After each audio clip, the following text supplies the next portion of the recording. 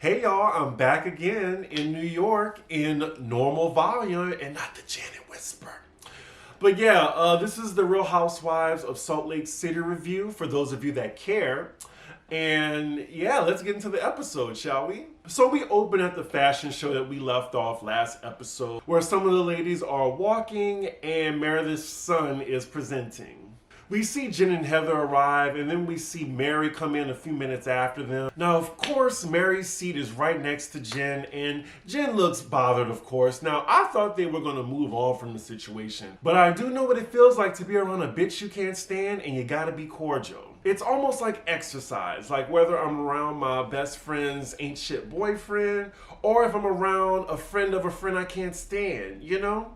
Anywho, I'm not sure if production edited this way, but Mary gave Jen a compliment and Jen just looked at her and didn't even respond. Like, that had to be production manipulation. It had to be, because that was extremely rude. So the fashion show starts, and I gotta be honest, there's a lot of women of color in here. I did not expect that at all coming from Salt Lake City, Utah. So it's Whitney's turn to walk, and she's really nervous she's gonna have a Carrie Bradshaw moment on the runway, but she does fine. Now ladies, can y'all let me know what putting hairspray in the heels mean?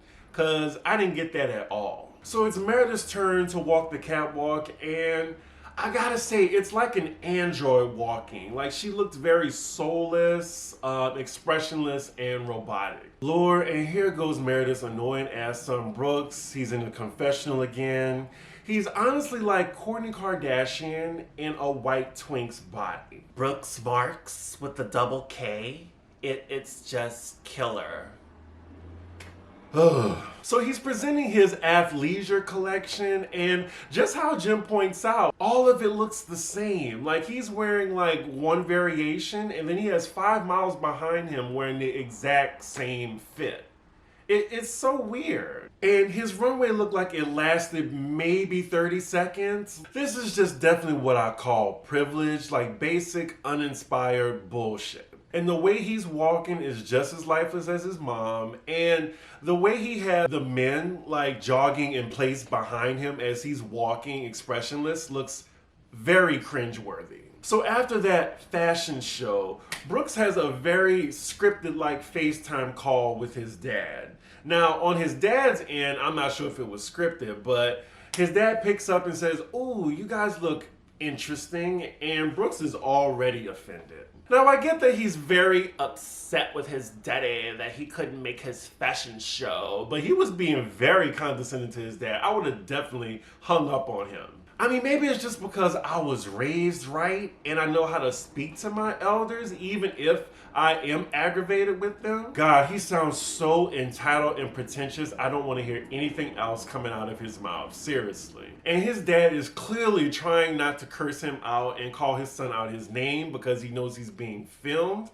But Brooks is talking reckless to his dad right now. His mom is just silent watching him do it. And speaking of Meredith, since I even forgot that she's on this show, she's in her confessional saying, "Well, I just feel like it's my fault that his dad isn't there." No, Meredith, it's your fault that your son is a spoiled, ungrateful brat. That's what's your fault. So it's the next day, and we're jumping from housewife to housewife. First, we have Lisa, who's trying to hawk that tequila that no one's ever heard of. Then we have a scene with annoying-ass Brooks and his mom. He's like sucking a grapefruit or some shit.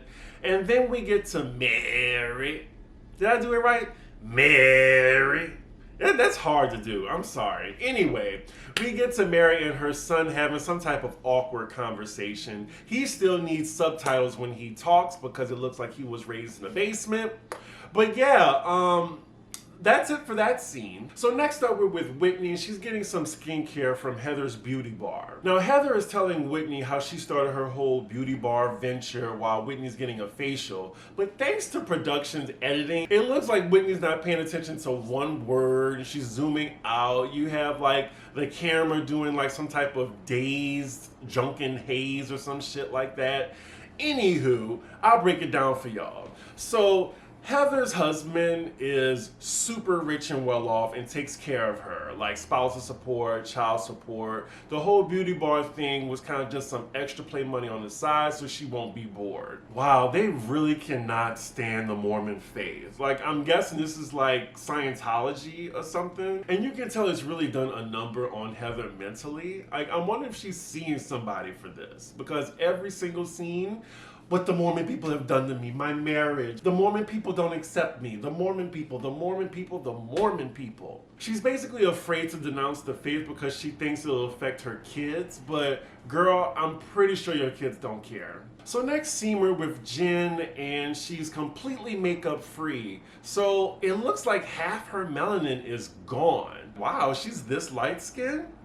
Anywho, she makes a confession that she's on anxiety and depression medication due to her being lonely and for the passing of her father. How can I say this nicely? It does seem like she's on a medication, but it seems like she's adding alcohol with it. And that would probably describe her behavior in some instances, particularly with Mary and Meredith, when she like completely went off on them. And let's not pretend there's not other wives in the Real Housewives franchises that be mixing pills and alcohol, because you definitely have Kim Richards and you definitely have a Sonia Morgan. Anywho, it looks like her husband is rarely there, and I'm just wondering, are they going to be divorced by the time this season ends? You just never know. So next we're with Lisa and her family, and this scene was interesting as it was awkward. Now, instead of having a normal family game night or just having quality time with each other, she made them do like mood boards of their goals. So now we're going through like each kid, the mom and the dad expressing their goals to each other. This is just, I don't know, this is some white suburban bullshit. I've never heard of this. And I'm not going to say anything mean about Lisa's kids, but it really looks like they need a better nutrition and sunlight. That's all I got to say. Lisa is quite the narcissist. Like, I really feel bad for her husband in this scene. Like, being married to her has to be like serving a prison sentence. And I don't know, just installing these capitalistic ideals to your children at such a young age, it just seems really problematic. Like, she could be raising sociopaths and not even know it because she's too like self-absorbed to even notice what's going on around her. Now later, after this family exercise, her husband talks to her one-on-one about possibly having real quality time with her.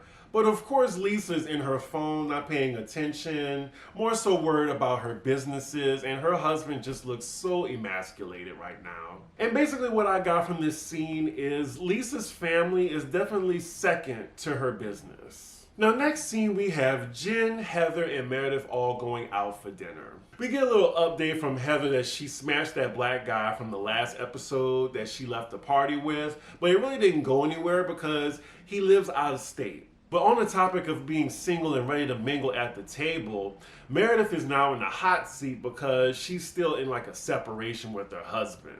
Now, the ladies are trying to get into her business, but Meredith is answering all their questions like a politician. She even says in her confessional that she's not really telling them all the details because she wants to avoid all these uncomfortable questions. Like, sis, you're on a reality show. If you didn't want your business in the streets, then you need to not be on it. Yeah, she's really not telling the whole story, and Jen is in her confessional alluding to the fact that Meredith might be seeing someone on the side. Jen is such a good friend, isn't she? Next scene we're with Whitney and her dad, and I be forgetting she have kids. She has 2.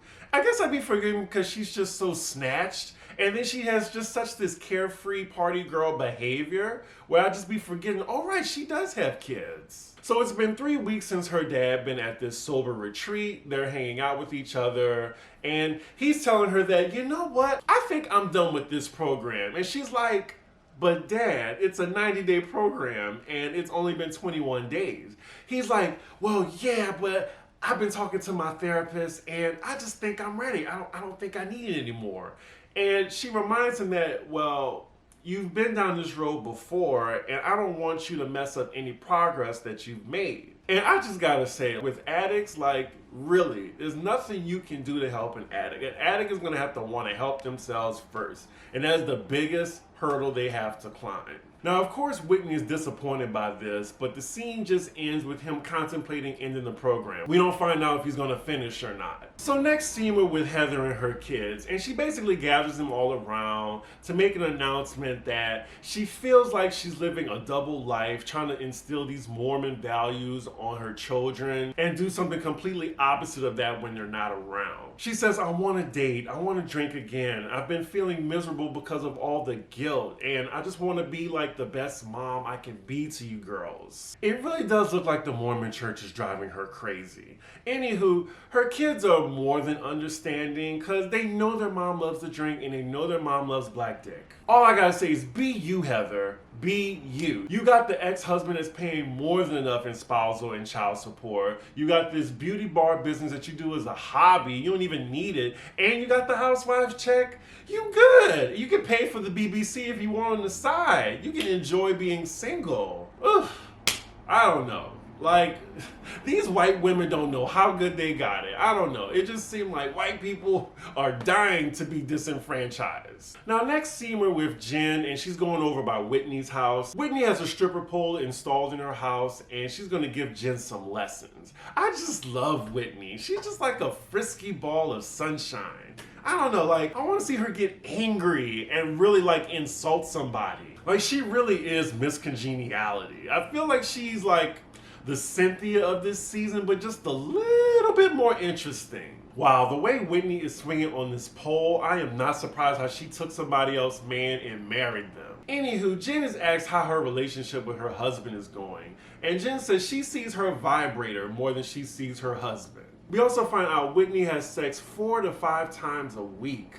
Ooh, that is a good marriage. I remember way back in the day, like when Bush was president, when I was in a relationship, like, yes, it starts from 4 to 5 times a week, but then it goes down to 3 times a week, then 2 times a week, then 1, then none, then we broke up. But enough of my business. It looks like Whitney has a good marriage right now. Like 10 years strong too? Yeah, it looks like she puts it down in the bedroom. Now the topic of conversation goes to Meredith, and Jen asks Whitney what does she think of Meredith's situation, and she really does hit the nail on the head. She says it seems like they really don't want to be together, but it seems like they're trying to have this united front for the children, especially Meredith. And now again, Jen is insinuating to Whitney that Meredith has a side piece. Ooh, Jen, you are so messy.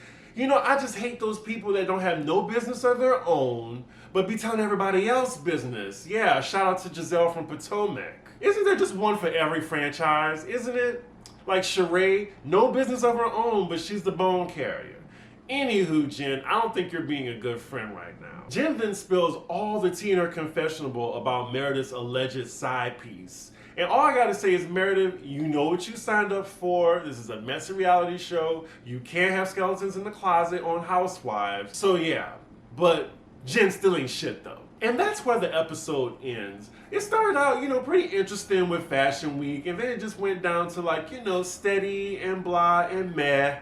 I mean, I still like the ladies. I'm still going to tune in for the rest of the episodes, especially the reunion. So a few takeaways. First, it looks like Mary was hardly in this episode, and it looks like she's not going to hardly be in the next episode too. I wonder what's going on. I did hear that she was added as a housewife last minute. Maybe that's the reason why. Second, the reunion needs to come now because they need to rev up the drama now. Like, I can only see them having maybe 2 more episodes and then a 2-part reunion. But yeah, they need to change the time frame to next season, Bravo. Like, having this like after OC at 10 o'clock, like, I just get to it when I get to it. Hence this late ass review. But yeah, I will finish out this season, y'all, and please keep watching. And ooh, we got the Potomac reunion tonight.